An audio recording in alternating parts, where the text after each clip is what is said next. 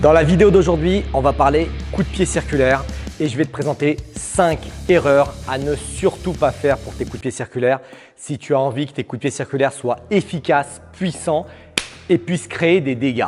Avant de rentrer dans la vidéo, j'ai une bonne nouvelle à t'annoncer. Je te propose de pouvoir recevoir dans ta boîte mail la version digitale de mon livre best-seller Défendez-vous. C'est un livre que j'ai écrit sur la base du Krav Maga, les éléments les plus importants à comprendre en Krav Maga sur la technique, la tactique, le physique, le mental. Je te l'offre en ce moment, c'est cadeau et c'est accompagné de plusieurs vidéos gratuites.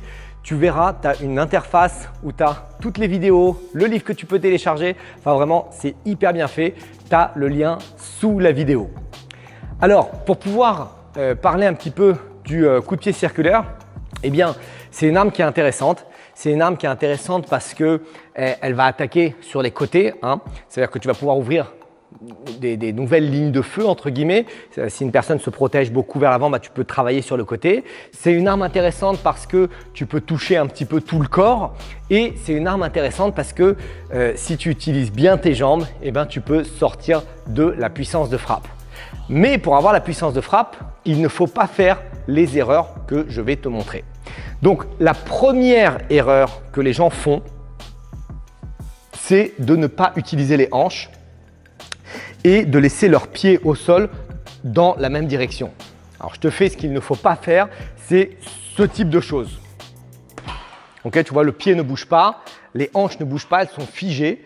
Et ce qu'il faut faire, c'est pivoter les hanches, pivoter et pivoter le pied d'appui pour pouvoir emmener le poids du corps dans la bonne direction, dans la direction de frappe et libérer un petit peu toutes tes articulations.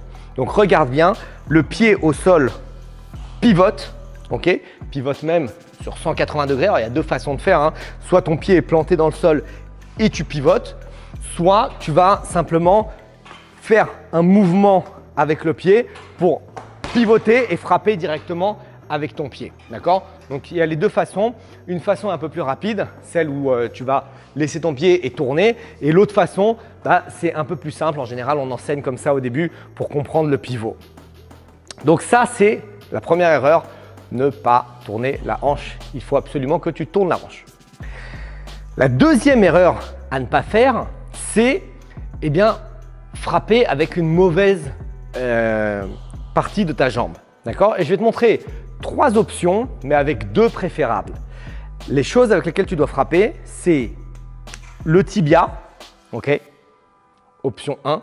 Ça veut dire que quand tu vas percuter, si tu tapes avec ton tibia, ça va créer des dégâts massifs parce que le tibia, c'est quelque chose de solide. Le tibia, c'est quelque chose qui va faire mal quand ça va rentrer dans la jambe. La deuxième surface de frappe qui est possible, c'est le coup de pied. Alors ça, c'est celle que moi je recommande le moins, mais c'est quand même possible. Et parfois, si la personne recule un petit peu, c'est le coup de pied qui va frapper. Mais moi, je ne recommande pas trop le coup de pied, simplement parce que tu as pas mal d'os ici dans la cheville et que si tu tapes fort avec le coup de pied, tu peux te faire mal, d'accord? Et surtout, non seulement si tu tapes fort, mais si tu tapes pas exactement avec le coup de pied, mais tu tapes plutôt avec les doigts de pied, avec cette partie, tu risques de te faire mal à la cheville parce que ça va forcément emmener ta cheville vers l'avant et tu es en train de te faire une clé de cheville. Donc, je ne recommande pas trop le coup de pied, mais c'est possible aussi. Et la troisième surface possible, c'est le dessous des orteils. Le dessous des orteils, ici, ici, ici. Ça veut dire que tu peux taper dans le genou, là, taper dans le foie, ici, taper au visage, ici, c'est cette surface de frappe. Alors, tu vois que je tape beaucoup moins fort parce que les orteils, ça fait mal, sauf que c'est hyper précis. Donc, si tu veux taper dans une rotule, si tu veux taper dans le foie, si tu veux taper au visage, le dessous des orteils, ce sera pas mal du tout.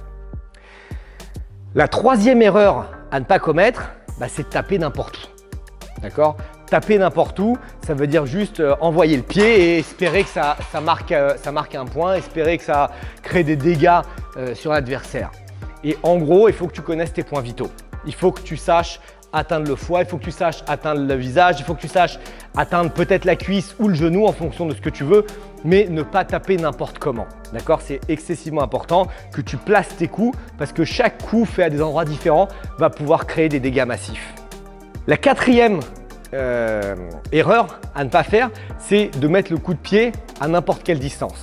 Parfois, je vois les gens qui sont en distance corps à corps ici et ils essayent de mettre des coups de pied directs, mais il n'y a pas d'effet. D'accord? Des coups de pied directs, des coups de pied circulaires, mais il n'y a pas d'effet. Le coup de pied circulaire, c'est une arme à distance moyenne ou c'est une arme à distance longue. Donc, à partir du moment où je suis là à distance proche, les coudes, etc., le coup de pied direct, le coup de pied circulaire, il n'y aura pas d'effet. Peut-être un coup de genou, peut-être autre chose, mais pas le coup de pied circulaire. Ici, à distance moyenne, là, il n'y a aucun problème pour mettre un coup de pied circulaire. Donc, tu dois connaître la longueur de tes jambes pour pouvoir être efficace sur le sac. Et la cinquième et dernière erreur, c'est d'enlever la garde lorsque tu tapes ton coup de pied circulaire. Okay? On dit qu'il faut toujours être protégé pour taper parce que le moment où tu tapes, c'est le moment où tu es le plus vulnérable. Si jamais je tape ici et je descends complètement ma garde et que lui met un coup de pied en même temps, j'ai plus de protection.